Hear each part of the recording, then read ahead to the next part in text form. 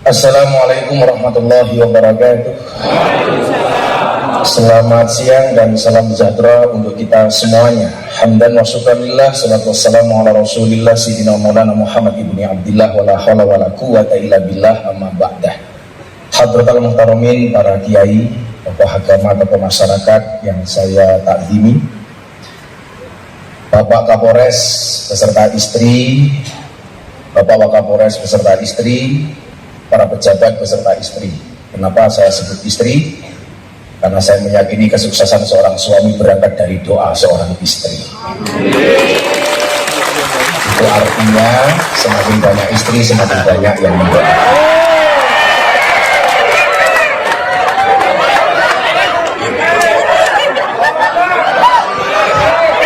Jangan senang dulu ya Bu ya. Serta seluruh hadirin, sahabat-sahabat saya dari Bayangkara, Polres Cilacap yang berbahagia.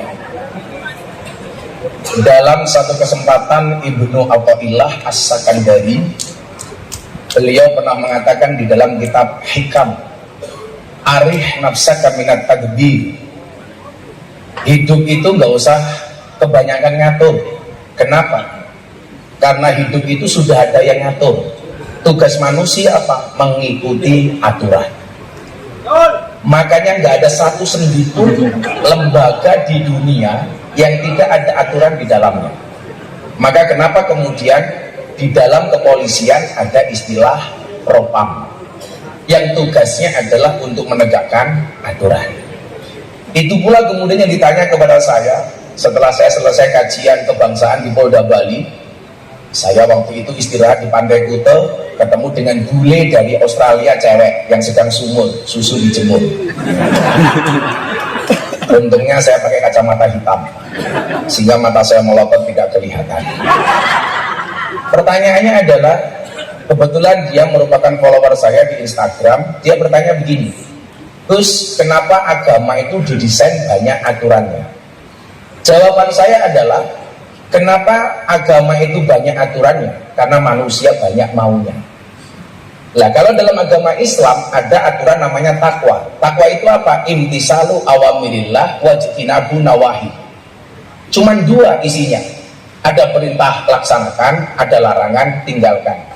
Ini pula kemudian diadopsi oleh semua lembaga termasuk kepolisian. Undang-undangnya cuma dua. Anda baik berprestasi, dapat promosi. Anda macam-macam, demosi, ngeyel, PTDH. Siapapun itu. Makanya kalian yang pangkatnya kecil-kecil santai saja mas. Gak masalah gitu.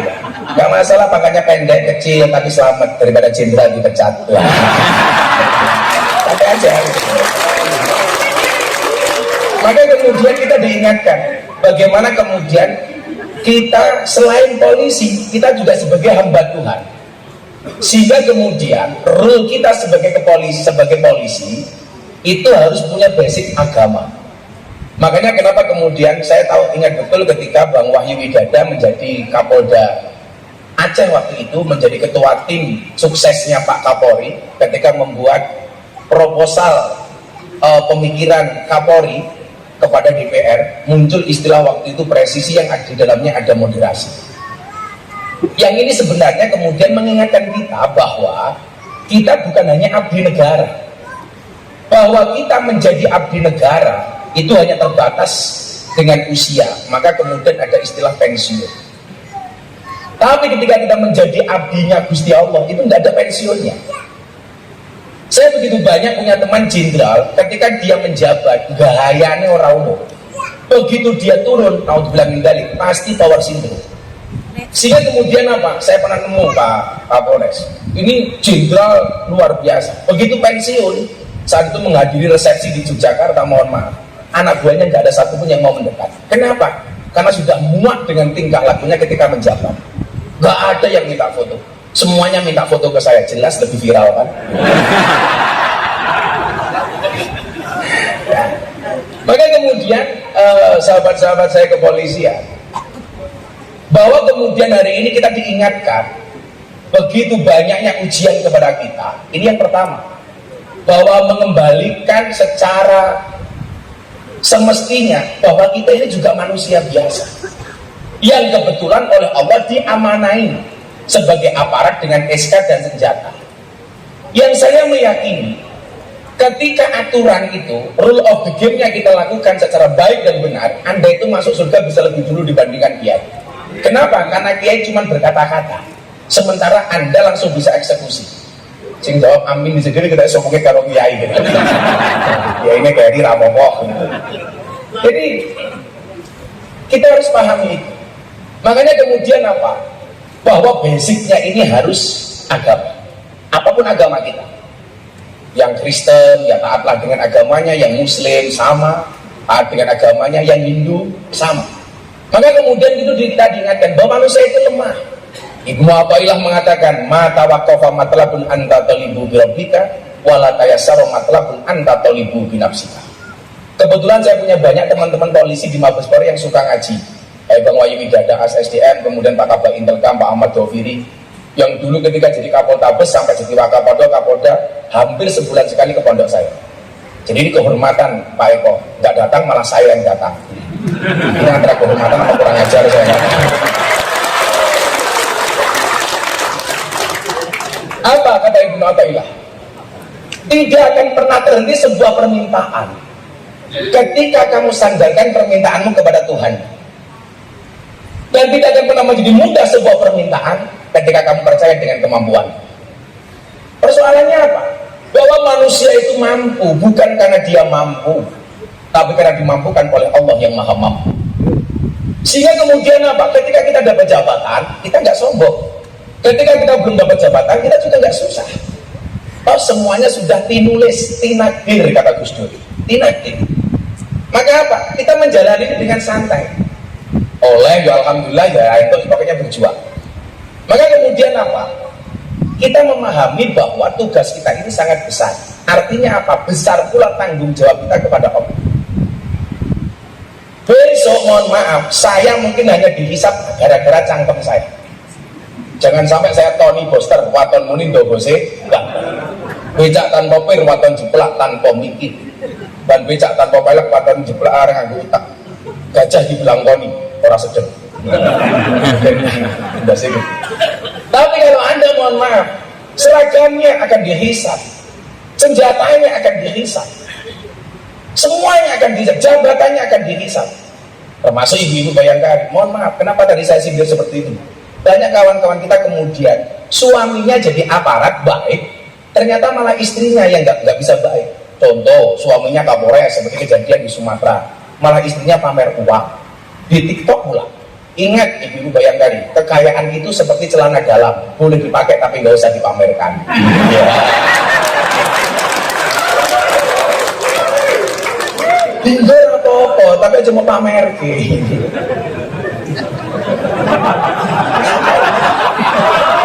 Makanya kawan-kawan itu ada dua istilah ya, sumaker sama kirmasu. Sumaker itu sugih macak kiri, sama kirmasu kiri macak sugih. Lah Anda jadi polisi kirmasu saya, sumaker saja, sugih macak kiri. Makanya kayak Bang Eko itu sumaker sugih macak kiri. Undang Busita, sorry ya terus akomodasinya pas-pasan. Nah itu sumaker.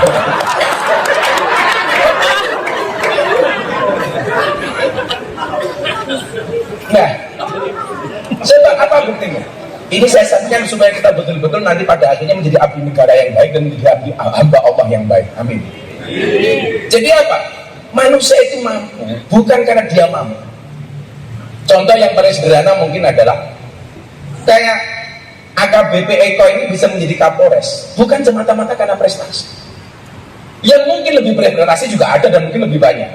Tapi ketika kemudian Allah tidak menghendaki nggak bisa, Pak. Kan kita kalau di kepolisian itu tidak hanya masalah prestasi, tapi juga butuh relasi.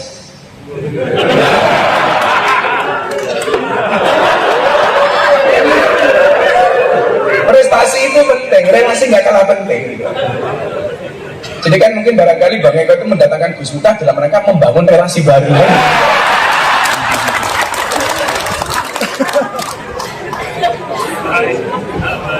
Masuk itu termasuklah Kapolres yang sekolah lu ya bisa. Jadi di Disitulah kemudian kepasrahan kita kepada Allah harus lebih tinggi, Bapak Ibu. Coba, kita itu dimampukan karena Allah mampukan. Kayak, nggak usah Bang Ikol, saya saya mungkin Ustadz Merah Putih yang paling banyak dibully. Dari tahun 2018 pembulian itu nggak pernah berhenti. 2018 nama saya viral gara-gara pengajian di klub malam dan lokalisasi. Viral trending topik. Semuanya membuli. 2019 jadi korbuser masuk Islam, saya banyak dibully. 2021 kembali viral, ceramah saya di gereja Jakarta Penjaringan, Jakarta Utara. Trending topik tidak hanya Indonesia, dunia. Tapi gara-gara itu kemudian saya dapat undangan dari wali kota Los Angeles, Amerika Serikat untuk berbicara toleransi. Gara-gara ceramah itu. Tapi di Indonesia saya dibilang, Miftah kafir. Waktu itu ya, saya ceramah di gereja itu, Miftah kafir. Saya jawab, enggak masalah, sahadat lagi. Repot amat. Sebenarnya waktu itu saya dibully bukan karena beda pendapat sih, tapi karena beda pendapatan. Tapi apa? Semakin saya dibully, semakin pasrah. Makanya Mas Eko ya, Pak Wakapolres dan semuanya, para pejabat dan teman-teman polisi, syarat jadi orang besar itu satu, jangan gampang baperan. Itu saja. Kalau kita baperan selesai lah. Ibu-ibu Bayangkara juga begitu, jangan sampai temannya posting status WA, kamu tersinggung, ya Allah. Kalau ada temanmu posting status WA hatimu tersinggung, bukan postingannya yang salah, tapi hatimu yang bermasalah. Wong itu rumono kupingmu. Apa-apa tersinggung. Terus sampai aja. Nah, coba buktinya apa? Allah memampukan kayak Bang Iko jadi Kapolres. Karena kuasanya Allah. Maka kemudian dikatakan Allahumma lamani alima ataita wala mu'tiya lima mana'ta wala yang fa'udal jad minkal jad. Ini teman-teman yang pengen hatinya tenang, soal pangkat dan jabatan tidak menjadi sebuah masalah, Anda baca doa ini. Allahumma la mani'a lima ataita wala mu'tiya lima mana'ta wala radda lima qadaita wala yang fa'udal jad minkal jad. Kalau Allah sudah kasih, sekuat apapun manusia menolak, pemberian Allah jauh lebih kuat dibandingkan penolakan manusia. Kalau Allah tidak menghendaki, sekuat apapun kita lobby, gak akan mungkin Allah memberi. Nah, kemudian apa? Harus ada kesadaran transendental kepada Allah. Kalau memang manusia itu bisa, kan? Harusnya guru itu anaknya paling pintar. Kenapa? Karena guru pekerjaannya memintarkan orang lain. Tapi fakta nih, banyak guru yang anaknya goblok. Berarti guru gak bisa apa-apa gitu. Kalau memang manusia itu bisa, seharusnya dokter itu badannya paling sehat dong. Wong dia pekerjaannya menyehatkan orang lain. Tapi faktanya banyak dokter yang sakit. Bahkan saya punya teman di Jogja spesialis THT, telinga, hidung, tenggorokan. Uangnya malah budek.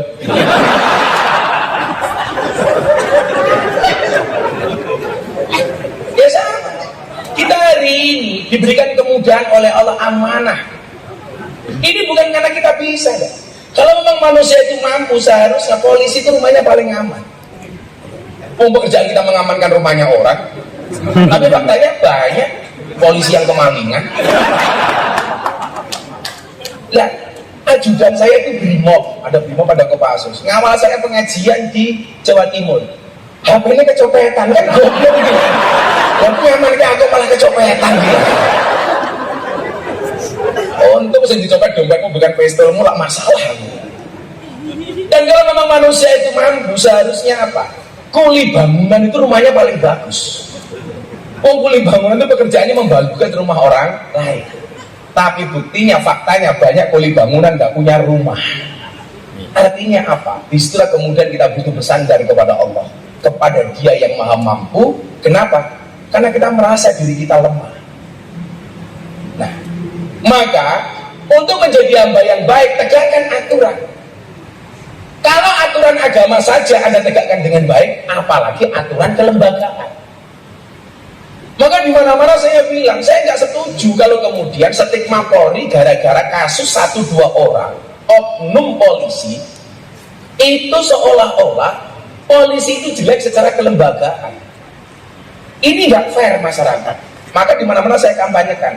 Disitulah kemudian kemarin ketika saya ceramah di hadapan Pak Kapolri tanggal 1 Oktober di Probolinggo, saya bilang, Pak Kapolri, ingatlah bahwa badai itu datang tidak untuk mengganggu hidupmu, tapi untuk membersihkan jalan.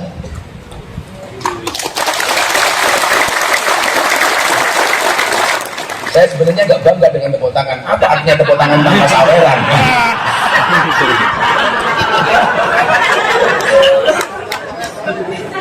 Sawer. Nah, sehingga kemudian apa?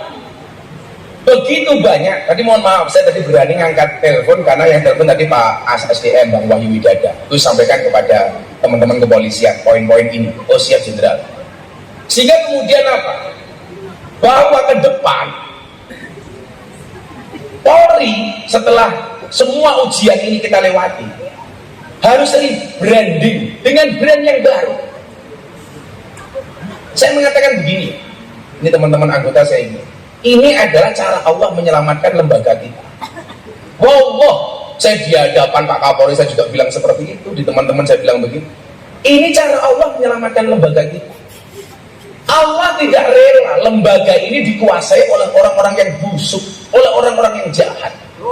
Maka mekanisme Allah yang berlaku. Wa makaru wa makarallah wallahu khairul makirin.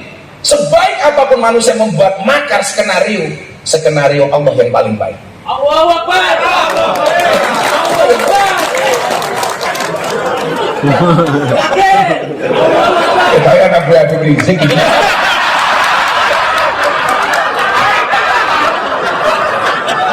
Sing sabar bro, sing sabar.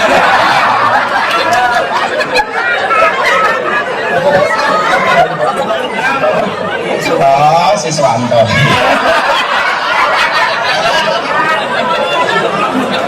Ketemu jauh dikit gitu.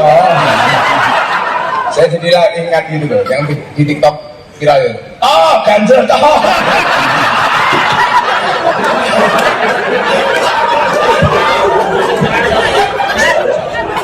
Kalau lihat semangatnya ini kayaknya sama atau Sabara ini. Betul kelihatan. Rasa Sabara kelihatan. Saya itu membedakan polisi Intel apa dia Bimas, Mas Eko itu nggak perlu lihat seragamnya kok, cukup lihat dari batuknya itu beda. Kalau Intel itu batuknya ditahan-tahan, dia khawatir ketahuan. Tapi kalau Bimas, kok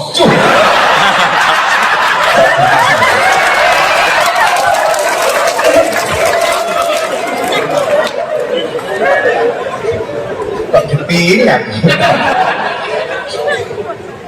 Jadi Bapak Ibu, sedulur-sedulur saya Pak Bayangkara yang saya cintai.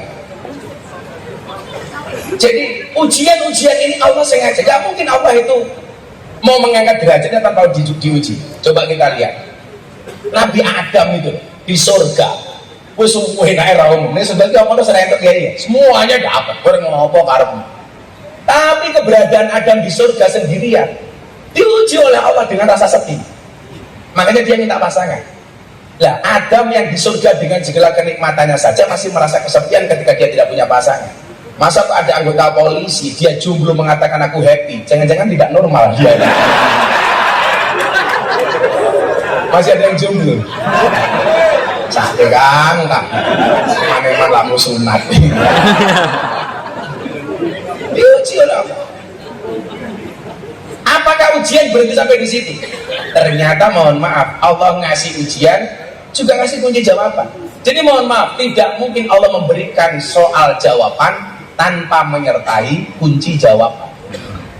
Ketika masalah itu datang, Allah jauh hari sudah menyiapkan solusinya. Makanya kemudian diinginkan oleh Allah apa? Kata Ibnu Athaillah, kalau kamu dikasih masalah oleh Allah, jangan menjadi seperti seekor anjing. Anjing itu dan kalau dilempar batu, dilempar kerikil, dia akan fokus kepada kerikilnya. Sing dioyak kerikil. Tapi ketika kamu dikasih masalah oleh Allah, jadilah seperti seorang laki-laki dilempar kerikil sama seorang cewek. Dia tidak fokus kepada kerikilnya, tapi fokus kepada sang pelemparnya. Apa benar rupa-rupa codot kayak gitu? Hajar. Artinya apa? Ketika kita dikasih musibah oleh Allah, jangan fokus kepada masalahnya, tapi fokuslah kepada sang pemberi masalah. Siapa? Allah. Kepada sang pemberi masalah. Saya juga nggak sepakat kalau kemudian wah Kapolri sekarang rajin sowan-sowan kiai karena banyak masalah. Setahu saya Kapolri sudah rajin sowan kiai sejak beliau dilantik. ke PBNU, kepada pondok pesantren dan lain sebagainya. Kita minta solusinya dari Allah. Saya meyakini apa? Bukan ombaknya yang besar, tetapi perahunya yang terlalu kecil. Bukan ujiannya yang besar, tapi iman kita yang terlalu lemah. Coba Anda ingat. Apalagi kita tidak bisa ngatur ombak, tapi kita bisa belajar berselancar. Kita tidak bisa menutup mulut semua orang, tapi kita bisa menutup telinga dengan kedua tangan kita. Kadang-kadang kita perlu berpikir, kita kadang-kadang mohon maaf, kosong budek itu penting. Tidak semuanya harus kita dengarkan. Kayak saya dulu ceramah di gereja, diposting sama Deddy Corbuzier, dilihat 7 juta kali dalam waktu sehari, dikomentari 120 ribu kali. Semuanya mencaci maki saya. Saya ditanya sama Deddy Corbuzier, kamu sakit hati enggak? Enggak. Lah gimana? Wong komentarnya tidak pernah saya baca. Ngapain? Untuk apa kita baca? Apakah ujian Nabi Adam berhenti sampai di situ? Enggak, dan begitu dia dikasih pasangan oleh Allah Adam, Hawa, Allah masih kasih ujian. Ujiannya apa? Adam, Hawa, kun anta wa zaujukal jannah, uskun anta wa zaujukal jannah. Kalian berdua di surga, mau ngapain aja boleh deh. Ternyata di situ juga ada aturan. Aturannya apa? Fala taqraba hadhihi syajarah. Adam, Hawa, kamu jangan dekati pohon ini. Wah, apa ngopo wae ento? Sakarape rika. Tapi ora usah mendekati pohon ini. Kemudian apa? Ada pihak-pihak yang mencoba memprovokasi supaya kemudian Adam dan Hawa melanggar perintahnya Allah. Makanya kadang-kadang mohon maaf, kita baik, ada orang yang nggak suka. Saat itu kemudian iblis datang dengan membawa berita hoak. Jadi kalau saya ditanya siapakah penyebar hoak pertama kali? Iblis. Siapakah korban hoaknya pertama kali? Hawa dan Adam. Jangan dibalik, bukan Adam dan Hawa, tapi Hawa dan Adam. Karena yang diprovokasi oleh iblis pertama kali bukan Adam, tapi istri kasih Hawa. Kenapa? Iblis tahu perempuan itu kelemahannya di telinga, cowok itu kelemahannya di mata. Maka iblis membisikkan kalimat-kalimat yang indah di telinganya si Hawa. Hawa kemudian menangis di hadapan Adam. Wong lanang lah delok wong wedok nangis ora bakal kuat. Karena laki-laki itu kelemahannya di mata. Maka ibu-ibu barangkali harus paham. Cowok itu kalau di luar rumah lihat cewek cantik dia akan teriak, wow. Begitu pulang lihat istrinya, weh.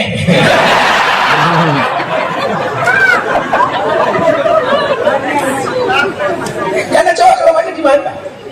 Kalau cewek di telinga. Salah satu bisikan iblis apa? Hawa, kamu tahu nggak? Demi Allah, buah yang paling enak, makanan yang paling enak di surga itu salah satunya buah dari pohon ini. Olah dimakan saja, demi Allah nggak apa-apa. Kemudian apa? Hawa terprovokasi, matur sama Adam pakai nangis-nangis. Akhirnya mereka berdua terprovokasi. Adam itu percaya kenapa? Karena iblis bersumpah dengan nama Allah. Makanya Anda penyidik di reskrim jangan kaget. Kalau ada calon tersangka, demi Allah saya tidak. Iblis juga seperti itu cangkemnya. Jadi jangan terprovokasi dengan kalimat demi Allah. Karena iblis itu jualannya juga nama Allah. Akhirnya mereka berdua mengambil buah ini kemudian dimakan berdua. Fa'azallahumas syaiton. Maka kemudian setan menggelincirkan Adam dan Hawa.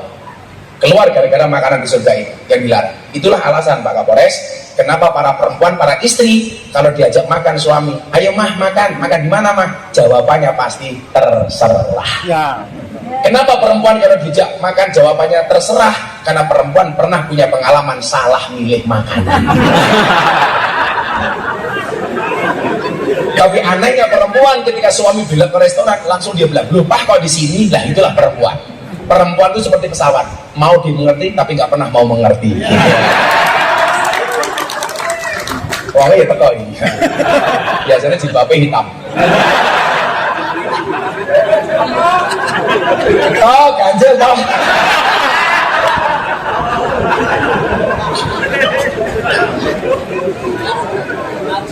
Ujian apa lagi kemudian sebelum saya masuk ke wilayah inti? Coba. Orang itu kalau sudah berada di zona nyaman, Pak, itu pasti oleh Allah diuji. Contoh, Nabi Musa alaihissalam. Ini kan Nabi yang paling top. Salah satu Nabi yang paling gagah, Nabi Musa alaihissalam. Lah, Nabi Musa itu bisa jadi top dan gagah. Kenapa? Karena musuhnya banyak. Allah itu kalau pengen menjadikan seseorang itu kuat dan hebat, dikasih musuh yang kuat-kuat. Musa itu musuhnya siapa, Pak? Fir'aun, ngaku Gusti Allah. Korun, orang kaya. Bal'am, ulama besar, yang kemudian matinya murtad. Di saat Nabi Musa itu nyaman, disuruh perang dengan bapak angkatnya. Kalau Fir'aun itu kan bapak angkatnya si Musa. Dia membuat peraturan, setiap bayi yang lahir dalam keadaan jenis kelamin laki-laki harus dibunuh. Karena menurut dukunnya Fir'aun, bayi laki-laki itu akan menjadi kompetitornya Fir'aun. Dan Fir'aun sangat percaya dengan dukunnya. Makanya hari ini saya mohon maaf kalau banyak orang Indonesia percaya dengan dukun, jangan-jangan cucunya Fir'aun. Saya kan kemarin dilaporkan sama lawyer Persatuan Dukun. Oh, gara-gara saya dianggap melanggar KUHP pasal penistaan dukun. Gara-gara saya bilang Atta Halilintar bikin podcast sama saya edukasi supaya masyarakat tidak percaya dengan dukun. Atta tanya sama saya nih, Gus, kenapa dukun itu dipanggil paranormal? Saya jawab, ya, dukun itu dipanggil paranormal karena yang datang orang abnormal. Dukun itu dipanggil orang pintar karena yang datang orang bodoh. Saya bilang, kalau memang dukun itu bisa, seharusnya dukun itu istrinya paling cantik. Kenapa? Karena dukun jualannya pelet dan pengasihan. Tapi faktanya banyak dukun yang istrinya merongos lah. Ya dukunnya marah. Gara katanya kalimat istrinya merongos itu menista dukun. Padahal saya tidak menyebut nama. Kalau saya menyebut nama umpamanya dukun Siswanto bojone merongos lah. Itu Siswanto bisa marah sama saya. Siswanto bisa melaporkan saya ini. Tapi kan saya tidak menyebut nama. Dilaporkan ke Polres Jakarta Selatan atas dugaan penistaan dukun. Ya saya baik-baik saja. Nah, Fir'aun ini akhirnya apa? Diuji oleh Allah. Musa ini, ibunya Musa melahirkan bayi laki-laki. Mendengar pengumuman dari kerajaan Fir'aun bayi laki-laki dibunuh, ibunya Nabi Musa pasrah. Bayi Musa ditaruh di sungai dihanyutkan. Atas izin Allah, bayinya ini mendarat di belakang kerajaannya Fir'aun. Ditemu sama istrinya Fir'aun, namanya Siti Asyah. Jadi Fir'aun itu kafir, tapi istri Siti Asyah itu sangat-sangat solehah. Makanya ibu-ibu Bayangkari, dalam Al-Quran itu ada 4 macam tipe keluarga. Coba Anda kira-kira pilih yang mana? 1, tipe keluarga Nabi Nuh, suaminya soleh, istrinya nakal. 2, tipe keluarga Fir'aun, suaminya nakal, istrinya solehah. 3, tipe keluarga Abu Lahab, suaminya nakal, istrinya nakal. Yang keempat, tipe keluarga Ibrahim, suaminya soleh, istrinya solehah. Ibu-ibu pilih mana? Nuh, Fir'aun, Abu Lahab, apa Ibrahim? Ibrahim, subhanallah. Dan Anda tahu Ibrahim istrinya 2.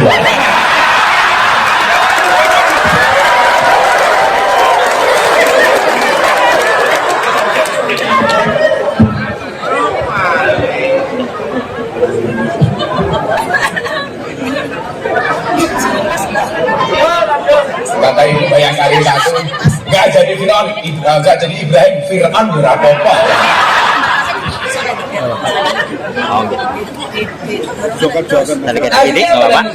Bayi dibawa pulang, Fir'aun kaget.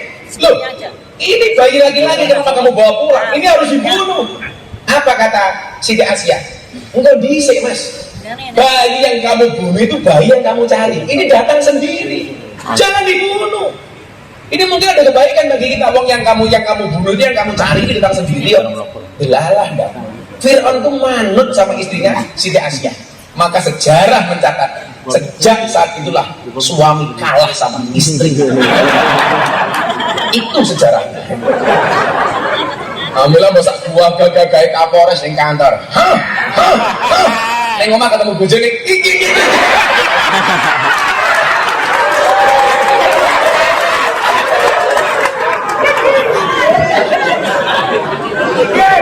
Ganjel toh. Apa meneh sing sandal. Ganjel. Ning lapangan ngaman ki wong demo galak. Ning dalan kaya macan mulai kaya kucing. Apa rumasane kiai ora? Bodoh.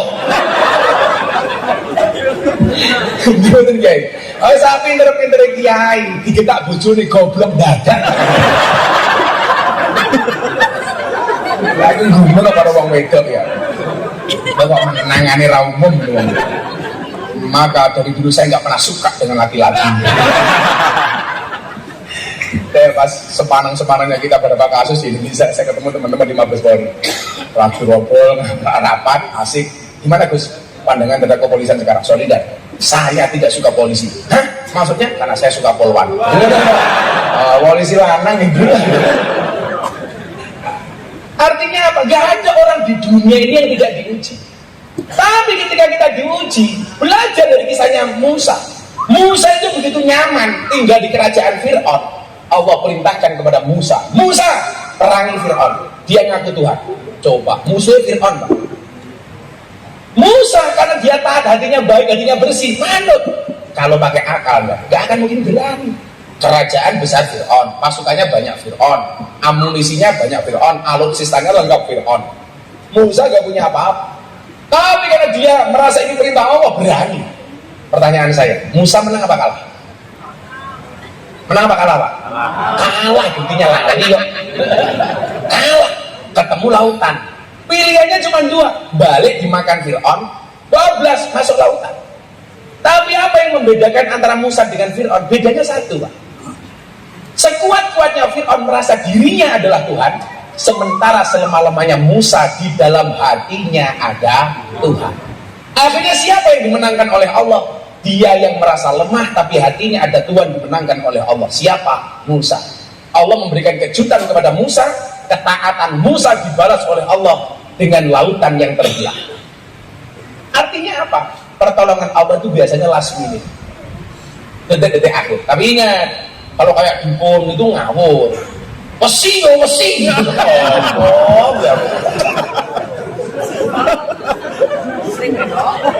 tenan.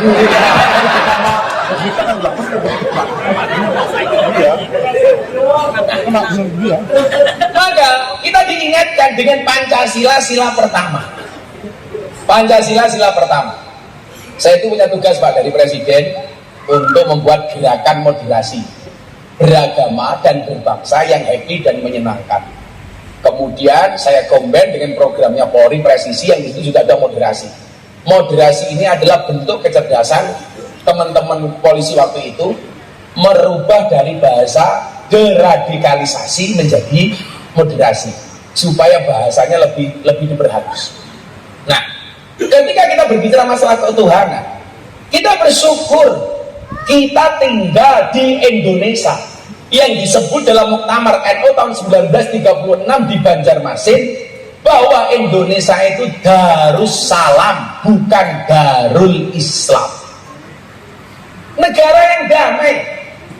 Negara ini bukan negara Islam, tapi sangat Islami.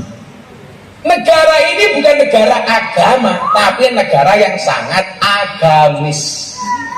Maka kemudian apa?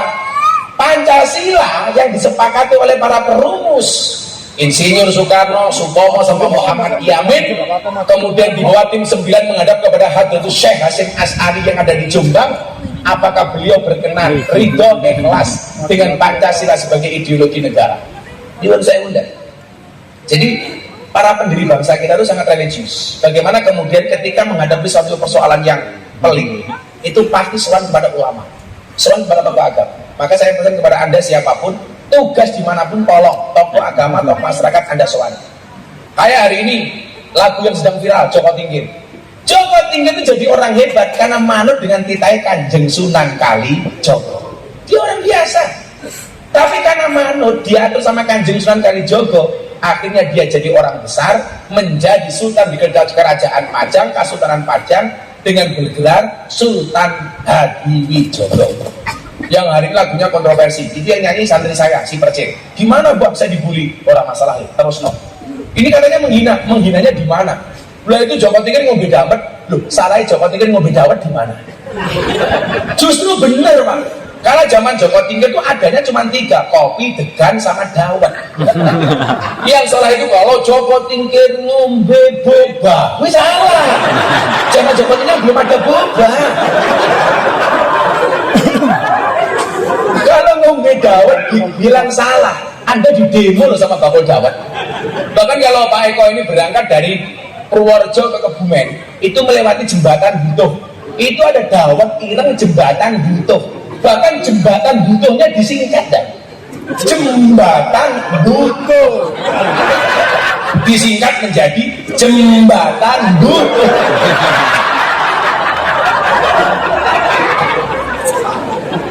Orang tegel lagi orang. Ibu baru paham. Oh, sama halnya Pancasila.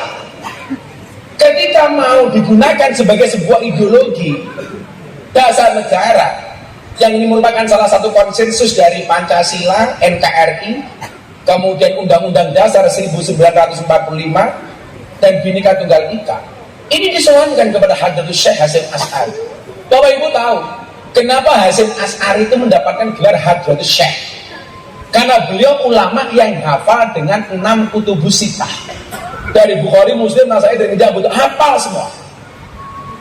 Di Indonesia cuma ada 2.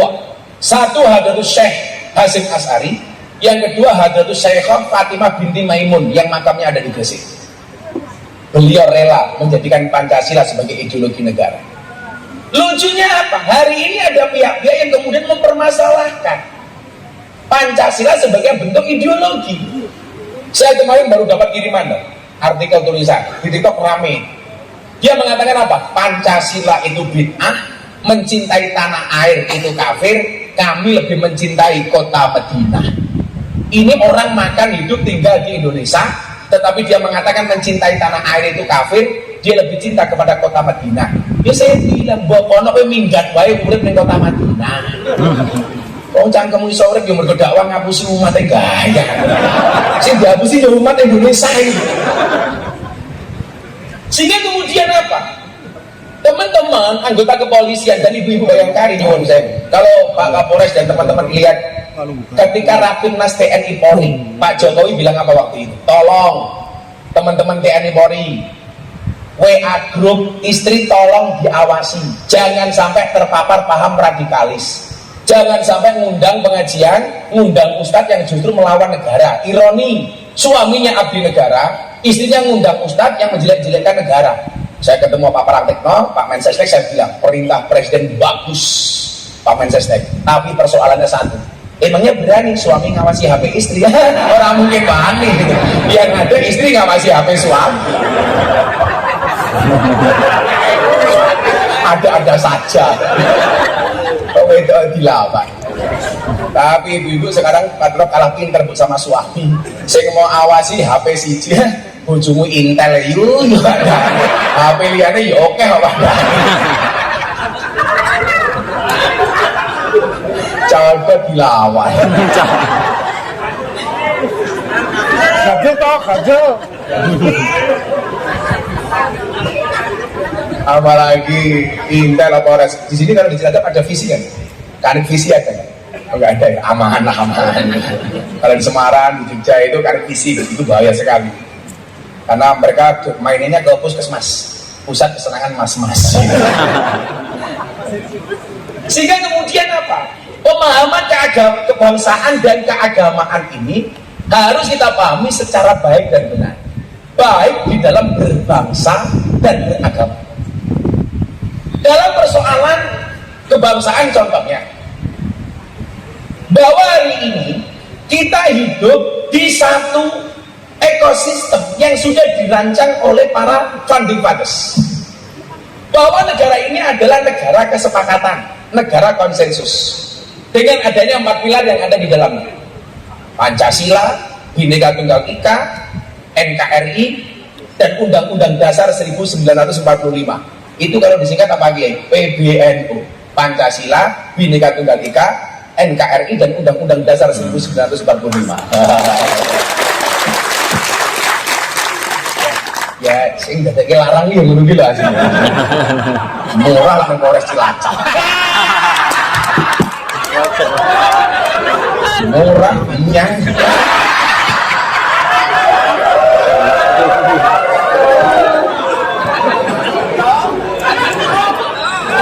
Oh, ganjel toh.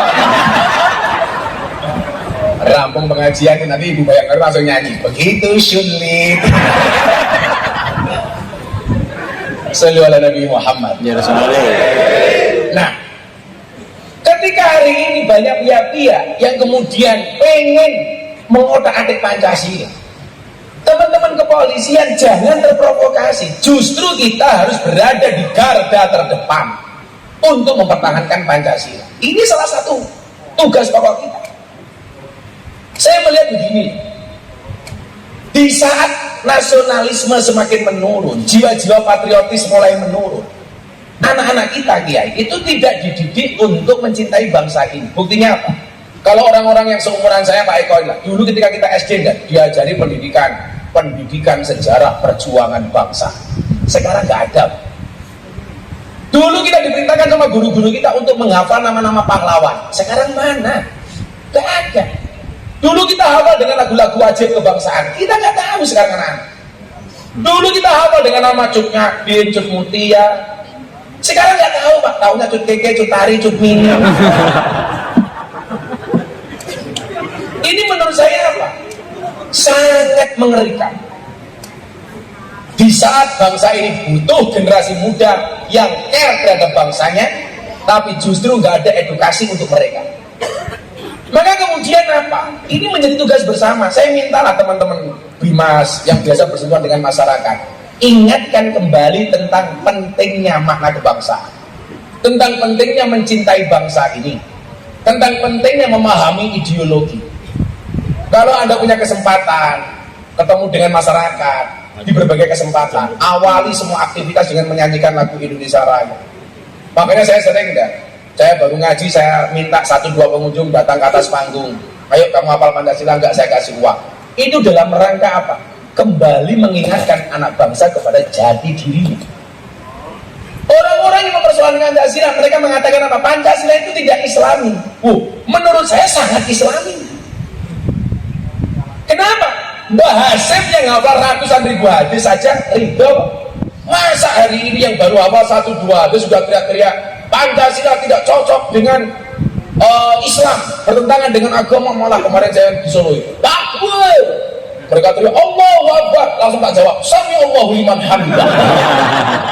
Sopirku malah jawab Rabbana walakal hamd.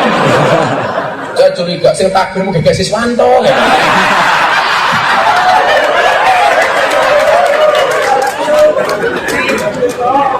Kanjur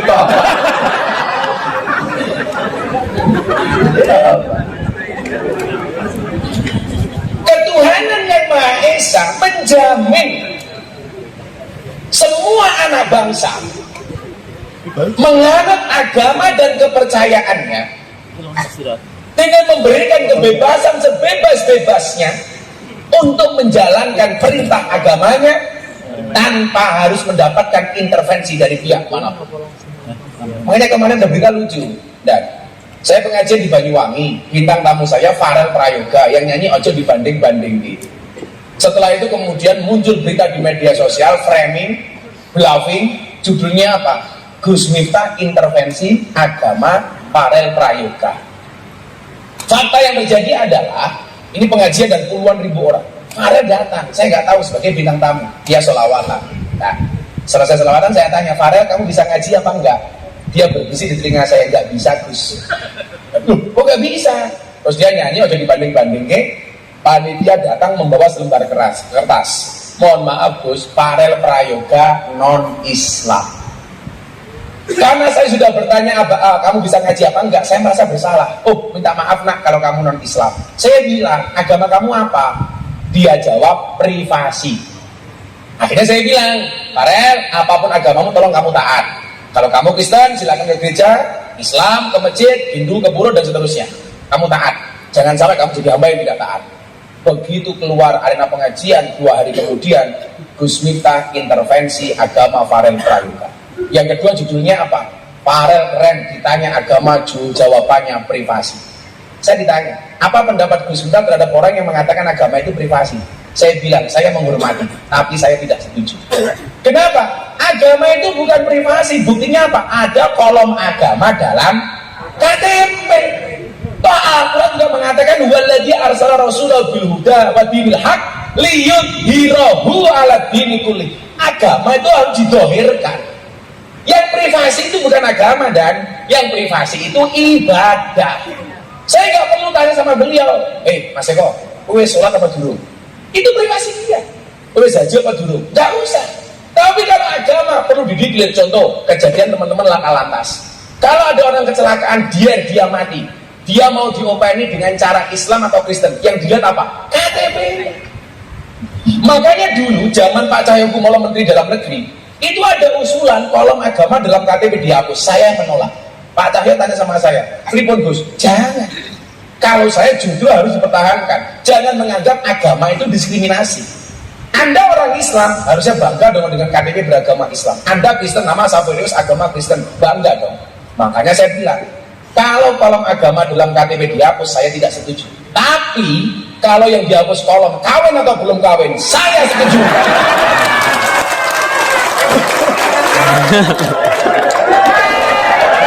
Lagar. Ganjil toh. Toh, ganjil toh.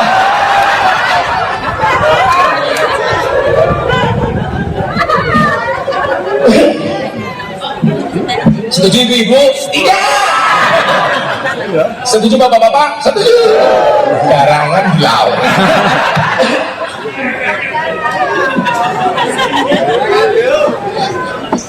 Siswanto, yes.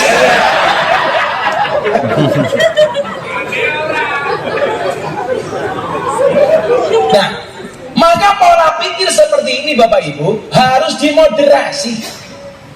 Sampaikan kepada masyarakat, nggak ada yang salah dengan Pancasila. Ini ideologi yang sudah melalui proses panjang, yang sudah terbukti kesaktiannya, kesaktian Pancasila.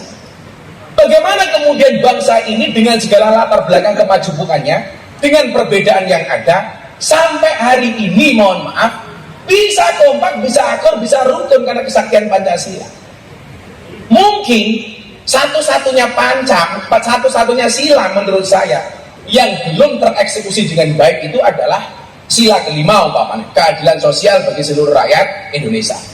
Tapi ini kita perjuangkan. Bukan berarti kemudian bahwa ini tidak cocok. Kalau kemudian keadilan sosial itu belum merata, ini bukan salahnya Pancasila. Tapi kewajiban kita abdi negara untuk bagaimana kemudian mensukseskan keadilan sosial. Coba kita lihatlah. Gara-gara itu kan begini, pemerintah itu pemusuh ulama. Karena memang Pancasila seperti itu. Banyak kriminalisasi ulama. Saya bilang, ulama yang ditangkap polisi itu berapa sih? Dari dibandingkan jumlah ulama yang ada di Indonesia. Lagian, saya punya keyakinan nggak mungkin polisi nangkap kalau tidak ada kasus. Maka saya nggak sepakat dengan istilah kriminalisasi ulama. Kalau ada ulama, kiai, gus berbuat kriminal, kemudian ditangkap polisi, itu bahasanya bukan kriminalisasi ulama, tapi proses hukum terhadap ulama yang kriminal. Jangankan ulama, polisi saja kalau kriminal ditangkap. Betul dan? Apalagi yang lain sama, semuanya sama. Mau polisi, mau kiai. Anda berbuat kriminal, dia ditangkap. Yang menjadi persoalan itu adalah kriminalisasi ulama atau kriminal yang kamu anggap ulama. Saya nggak sepakat.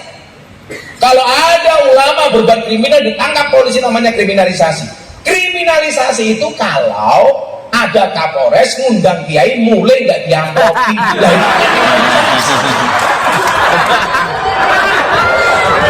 Ganjil toh. Ganjil toh. Ganjil. Bisa dilaporkan ke reskrim atas dugaan pasal 378 penipuan.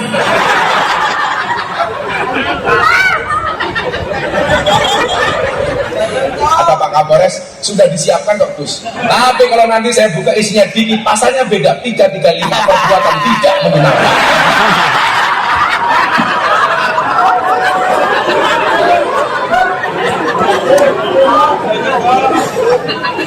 Kalau ini bukan ganjil atau sesuatu, ganjil Pak Kasat Lantas.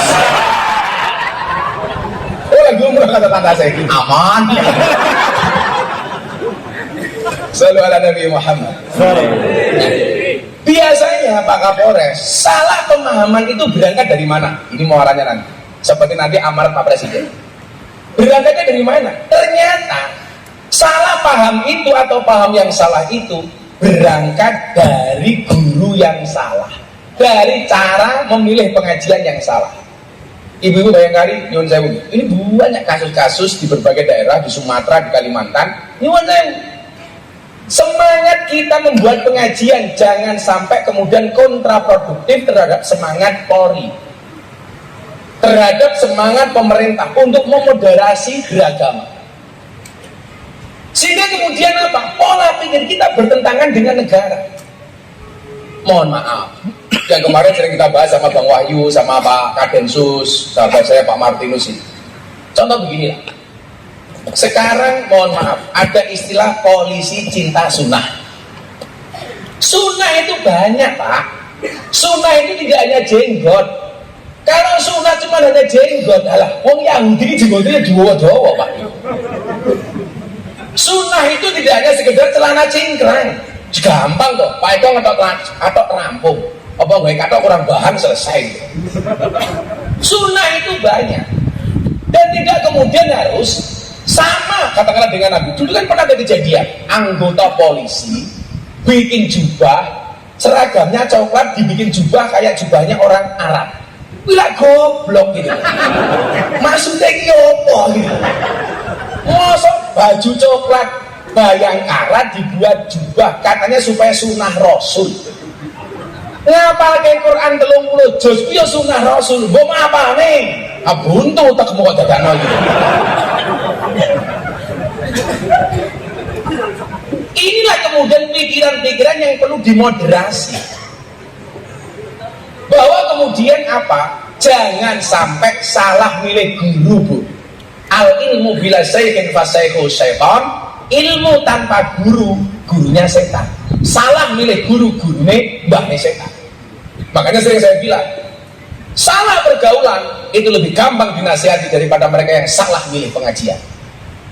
Loh, orang yang masuk Islam melalui Gus Miftah itu sampai hari ini sudah 230 orang lebih. Rata-rata mereka nggak tahu Islam. Kayak saya dapat tamu dari Belanda, gara-gara saya ceramah di gereja ini. Bro, I will to be Muslim.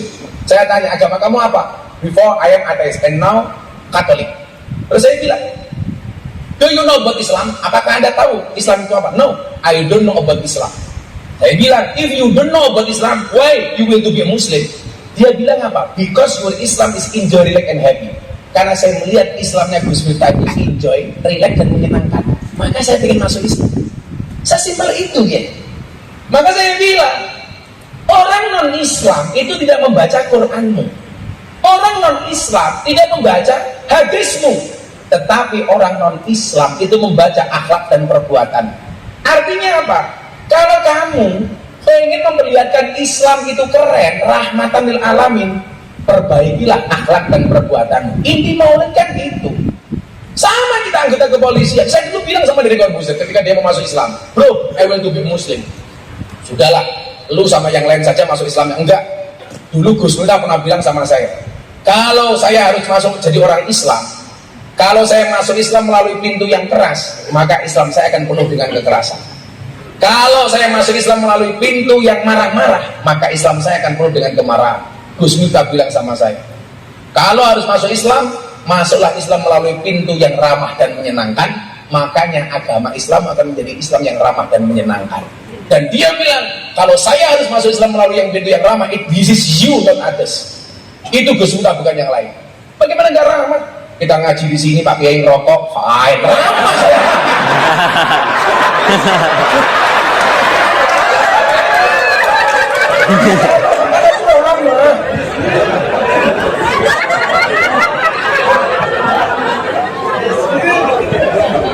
Tapi Pak Kiai cangkemnya.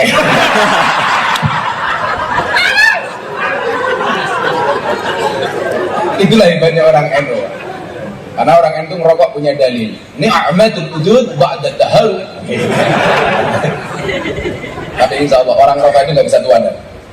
Karena sudah masih muda sudah mati. Saya saya itu ditakdir oleh Allah orang NU yang tidak bisa merokok, padahal bapak saya perokok berat. Makanya kemarin saya pulang bawa buku bahaya merokok, saya kasih bapak saya, dan subhanallah bapak saya langsung berhenti membaca.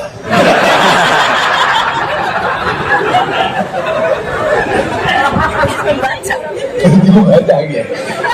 Nah, ada tiga tantangan moderasi. Tiga tantangan moderasi. Yang pertama adalah berkembangnya pemahaman dan pengamalan keagamaan yang berlebihan, melampaui batas dan ekstrim, sehingga malah bertolak belakang dengan esensi ajaran agama. Esensi ajaran agama adalah memanusiakan manusia. Pemahaman keagamaan disebut berlebihan dan ekstrim jika justru mengingkari nilai kemanusiaan dengan mengatasnamakan agama. Kan sekarang banyak enggak? Seolah-olah kita bertindak atas nama Tuhan. Pertanyaan saya, sejak kapan kita menjadi wakilnya Tuhan? Ramadan, apa kan? Operasi tutup rumah makan, mengatasnamakan Allah. Kan jadi sekali. Makanya tadi saya bilang kenapa saya tergelitik dengan Pak Siswanto. Karena sekarang takbir itu dijual murah. Dulu zaman Mbah kita takbir itu, mohon maaf, saya punya cerita bahasa itu, kacang hijau dan disuwuk takbir jadi bom, lempar ke Belanda jadi apa namanya granat. Sekarang kelasnya takbir hanya untuk nutup rumah makan, kan gancok gitu. Masuk fungsi takbir tutup rumah makan, ini terlalu murah. Maka saya bilang, bulan Ramadan itu mengajarkan kepada kita bukan untuk minta dihormati, tapi puasa melahirkan pribadi yang terhormat. Kenapa?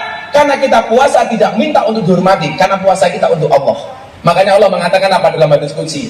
As-saumu li wa ana ajzibi. Puasa itu untukku dan aku yang akan membalasnya, kata Allah. Lagian kalau kita tersinggung dengan orang yang buka rumah makan di siang hari, harusnya kita malu sama orang miskin yang sepanjang tahun dia bisa lewat depan restoran tapi nggak bisa beli. Kita hanya bulan Ramadan toh. Makanya kenapa bulan Ramadan orang puasa itu mulutnya bau? Supaya lebih banyak diamnya. Karena bulan Ramadan yang perlu ditutup bukan restorannya, tapi cangkemnya. Maka kenapa dikatakan diam itu emas? Makanya Pak Wakapolres kalau istrinya minta emas, diamlah.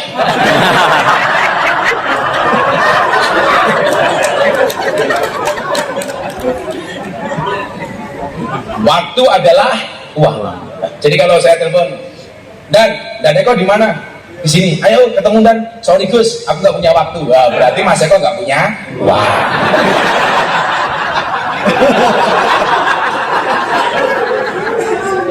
Makanya kalau istri minta uang dikasih waktu.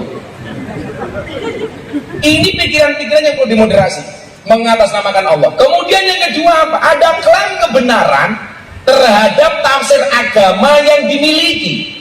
Ada sebagian orang yang merasa paham tafsir keagamaannya sajalah yang paling benar, lalu memaksa orang lain untuk mengikuti paham tafsirnya. Padahal mohon maaf, hari ini banyak orang yang tidak punya kemampuan tafsir kayak. Kemarin tafsir kayak Quran. Contoh yang membuat saya geleng-geleng itu apa? Sekelas Profesor Dr. Quraisy Shihab, profesor dan doktor di bidang Quran, sampai punya kitab tafsir namanya Al-Misbah, dibully oleh orang-orang netizen yang mungkin baca Qurannya tidak fasih, nggak tahu ilmu tajwid, mungkin baca Quran juga salah, gara-gara Profesor Dr. Quraisy Shihab punya anak Najwa Shihab yang tidak pakai jilbab. Seolah-olah dia lebih hebat tafsirnya dibandingkan Profesor Dr. Quraisy Shihab. Makanya kemudian Gus Dur dulu bilang begini, Dan, akan datang satu saat orang tidak pernah ngaji tahu-tahu dipanggil ustaz. Akan datang satu zaman orang tidak pernah ngaji tahu-tahu dipanggil kiai. Gak punya kemampuan, berani menafsirkan Quran. Padahal mohon maaf, Quran itu sangat multi tafsir. Kita gak boleh Dan Anda membaca Quran kemudian ditafsirkan mengatakan menurut Allah, Anda pasti salah. Walaupun kamu tafsirnya salah, menurut saya itu malah lebih benar. Karena kalau Anda mengatakan menurut Allah, sejak kapan Anda itu menjadi wakilnya Allah? Dan sebaik-baik tafsirmu, itu tidak akan pernah sama dengan apa yang diinginkan oleh Allah. Nggak boleh. Contoh, tafsir itu pasti berbeda. Di sini ada kecelakaan nih, Dier. Kecelakaan ini yang melihat 3 orang, kiai, polisi, maklar. Kira-kira tafsirnya beda nggak dan? Beda. Begitu yang melihat kiai, dia akan mengatakan apa? Innalillahi wa inna ilaihi raji'un. Semuanya kita kembalikan kepada Allah. Sing ndelok wong lalu lintas ini kalau dilihat gelar perkaranya, ini kecelakaan berangkat dari pelanggaran lampu lalu lintas. Normatif wong polisi kok. Kalau maklar beda lagi, motor rusak 30%. Ini harga motor 10 juta. Ini kalau dijual masih laku 7 juta. Ini biasanya mereka yang kerjanya di Bimantara, Biro Maklar dan Perantara. Sing ngokeh ning Bimantara niki sing lantas biasa opah banget. Gesek fisik lah, apa lah. Ono. Maka dia bilang kemarin sama Pak Kapor Lantas, salah satu percepatan pembenahan brand Polri itu adalah yang langsung bersinggungan dengan masyarakat. Salah satunya adalah lalu lintas.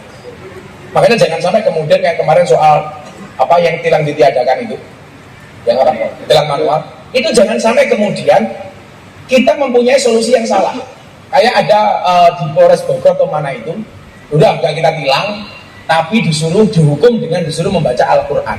Saya mikir, sejak kapan baca Al-Quran itu dianggap sebagai sebuah hukuman? Ini niatnya api, tapi caranya salah. Orang serata kok juga melu bro. Kalau saya bahasanya bukan hukuman, katakanlah begini, oke, kalau sampai ketahuan, kita minta untuk membaca Pancasila umpamanya. Sebagai bentuk nasionalisme dia atau kemudian patriotisme dia kepada bangsa dan negara. Ini kan jadi ramai kemarin. Nggak ditilang tapi dihukum dengan cara membaca Al-Quran. Ini niatnya api tapi caranya salah. Sejak kapan seolah-olah membaca Al-Quran dianggap sebagai sebuah hukuman? Maka pola-pola seperti inilah yang kemudian Bapak Ibu perlu dimoderasi. Kemudian soal berbangsa, tadi soal beragama, soal berbangsanya mohon maaf. Kita ini abdi negara yang harus tunduk kepada aturan. Makanya tadi bilang apa Pak ASIM tadi? Sampaikan Gus kepada anggota Cilacap. Kenapa? Sudah lakukan perintah Kapolri tegak lurus. Perintah Kapolri itu tidak hanya untuk didengar, tidak hanya untuk dibaca, tapi dilaksanakan. Tangan kanannya Kapolri di bawah ya Kapolres. Itu sudah. Kalau kemudian perintah Kapolri hanya kita dengar, hanya kita baca, enggak kita eksekusi, kita salah. Maka hari ini yang dibutuhkan adalah di dalam tubuh Polri sendiri harus ada integritas dan loyalitas. Integritas, kita harus kompak, nggak usah saling menjatuhkan antara satu dan yang lainnya. Mungkin saya orang yang sangat perhatian dengan teman-teman polisi. Ketika saya di Jakarta di wawancara wartawan, saya bilang, gimana Gus? Saya berdoa Polri baik-baik saja. Pesan saya satu, sudah nggak usah ada perang bintang, nggak usah ada perang antara satu dan yang lainnya. Kita yang pusing Pak. Kita selalu membuat kontra narasi. Coba dulu Anda lihat, ketika Pak Sigit Kabar Eskrim dicalonkan Kapolri, dihajar habis-habisan pemerintah. Masa orang Nasrani jadi Kapolri? Saya turun tangan Pak. Dan tadi bilang sama Mas Eko, saya bilang waktu itu, Gus, bagaimana pendapat Gus Sunat terhadap Kapolri non Islam? Saya bilang, Polri itu lembaga Kamtipmas, bukan lembaga agama. Artinya apa? Semua anggota kepolisian yang mempunyai kapasitas, mempunyai kualitas, berhak jadi Kapolri, apapun agamanya. Yang salah itu adalah kalau Pak Sigit jadi ketua MUI. Ini salah. Kalau jadi Kapolri nggak ada masalah Pak. Ada, kalau saya nggak berhenti dibully nanti saya ini. Rekam sama Siswanto diposting modal. Ganjel tuh.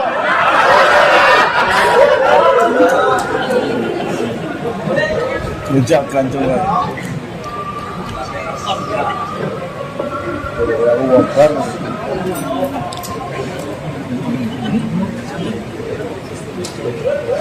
WhatsApp.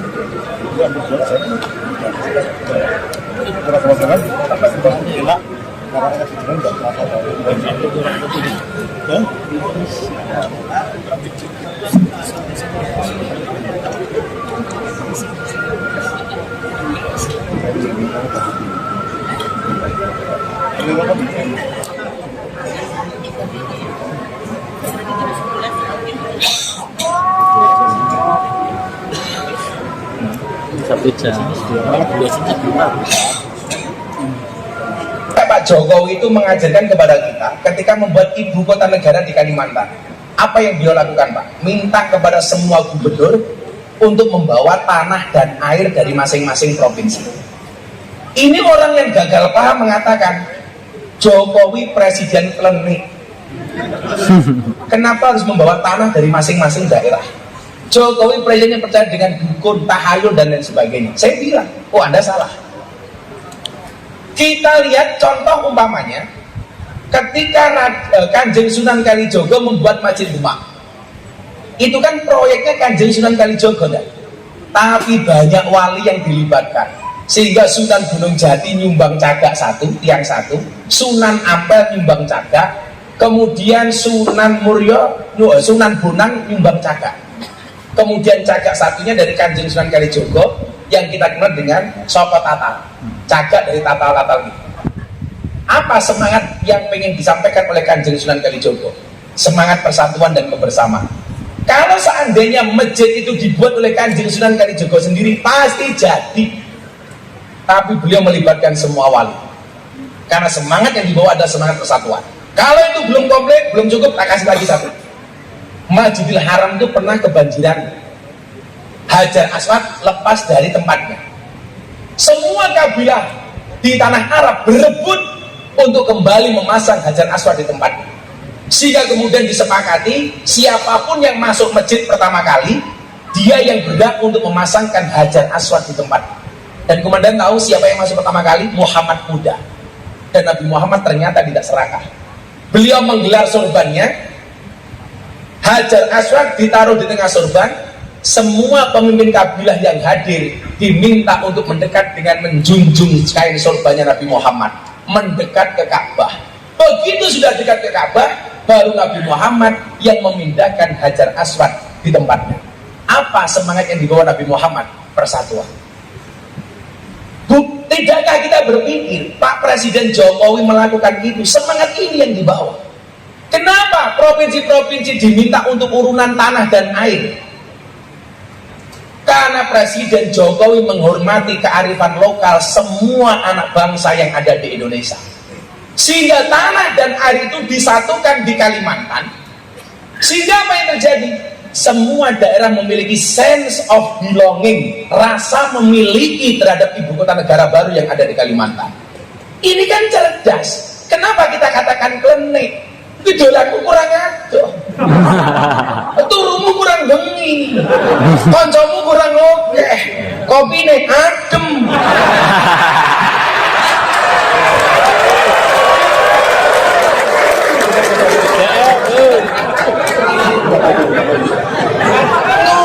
Iso-isone klenik itu. Semangat yang dibawa oleh presiden dan itu persatuan. Malah ada orang dulu mengatakan begini, ibu kota dipindah ke tempat buangan jin, setan, demit, iblis waktu itu. Akhirnya dia dianggap menghinakan orang Kalimantan, tidak menghormati kearifan lokal orang Kalimantan, jadi penjara. Pasal undang-undang ITE sama head speech. Saya ditanya sama wartawan, Gus, bagaimana pendapat Gus minta ibu kota pindah ke Kalimantan? Gak masalah ibu kota pindah ke Kalimantan, asalkan kamu tidak kembali ke hati mantan. Integritas, persatuan. Makanya saya bilang para komandan mohon izin, sehebat dibaca Superman, itu kalah sama Super Team. Superman itu goblok, badannya besar, bajunya es. Lebih goblok lagi, pakai celana dalam di luar. Yang paling goblok siapa? Yang nonton. Tahu orang goblok kenapa ditonton? Nah, saya berharap teman-teman di Polresta Cilacap, yuk kita jaga kekompakan, integritas. Kemudian kedua tentunya loyalitas. Bahwa kemudian Al-Quran pun memerintahkan kepada kita, untuk taat kepada para pemimpin-pemimpin kita. Saya ini kemudian yang dikira pemerintah banget, enggak. Saya itu juga biasa kok mengkritik presiden. Yang paling fenomenal ketika legalitas miras diteken sama Pak Jokowi hari ini, sorenya saya langsung mengumpulkan teman-teman wartawan. Bagaimana pendapat Gus Miftah? Saya bilang, mohon maaf Pak Presiden, saya Miftah Maulana Habibur Rahman, saya menolak legalitas miras. Kenapa? Karena keharaman khamr di dalam Al-Quran itu qat'i, mutlak, tidak bisa ditawar-tawar. Satu-satunya minuman keras yang layak dan boleh dikonsumsi adalah es batu. Wah, saya guyoni seperti itu. Besoknya Pak Jokowi melalui Pak Praktikno telepon saya, Gus, dicabut sama Presiden, mendengarkan usulan dan kritikan dari masyarakat. Artinya apa?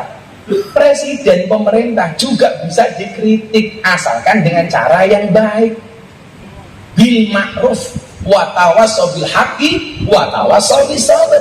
Bahkan ketika Nabi Musa dan Harun diperintahkan untuk menasihati Fir'aun, Allah mengatakan kepada Musa dan Harun, faqula lahu qawlan layyina. Harun, Musa, kamu ngomong sama Fir'aun yang lembut. Sekarang mohon maaf, kalau kita mencaci maki Pak Jokowi, Pak Kiai Ma'ruf, pemimpin kita seperti itu, apakah mereka lebih hina dibandingkan Fir'aun? Sementara Allah saja memerintahkan Harun dan Musa untuk berbicara kepada Fir'aun dengan cara yang lemah dan lembut. Nah, pemahaman-pemahaman seperti itu para komandan yang saya muliakan, dia kita sampaikan kepada masyarakat. Sehingga kemudian apa? Bangsa ini akan menjadi bangsa yang besar, berangkat dari kerukunan dan keakuran yang ada. Amin Allahumma amin. Jangan sampai kebanyakan bangsa Indonesia hari ini orang-orangnya nyuwun sewu dan profesinya seperti wasit sepak bola. Apa itu? Lari ke sana kemari mencari kesalahan orang lain. Kurang ajar wasit bal-balan. Tapi yang paling kurang ajar adalah wasit tinju. Ada orang rangkulan, dipisah, wong teman-teman dijari, goblok.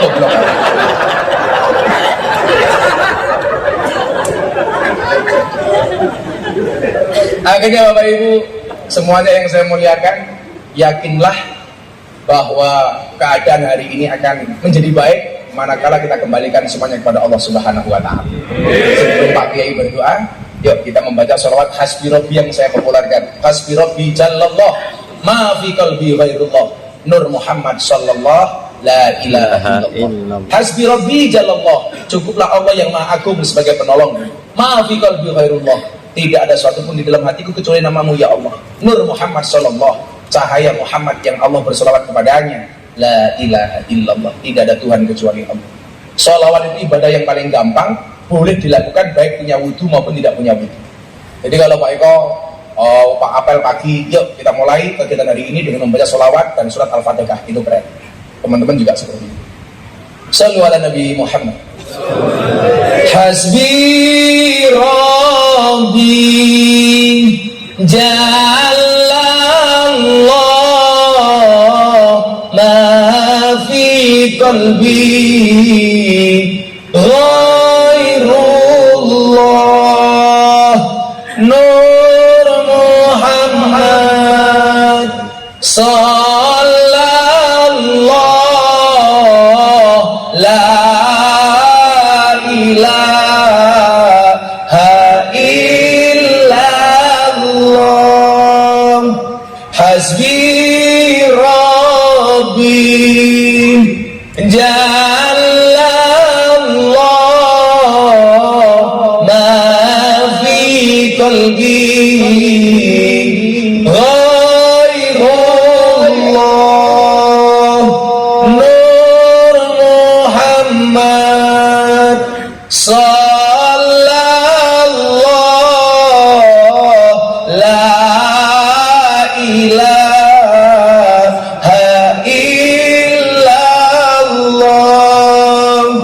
Hasbi Rabbi Jallallah ma fi qalbi ghairullah Nur Muhammad sallallahu la ilaha illallah. Akhirnya Bapak Kapolres dan semuanya Ingat, kerja 24 jam. Resiko tugas paling berat. Gaji kecil. Tapi yakinlah, bagaimanapun coklat rasanya paling manis. Terima kasih. Assalamualaikum warahmatullahi wabarakatuh.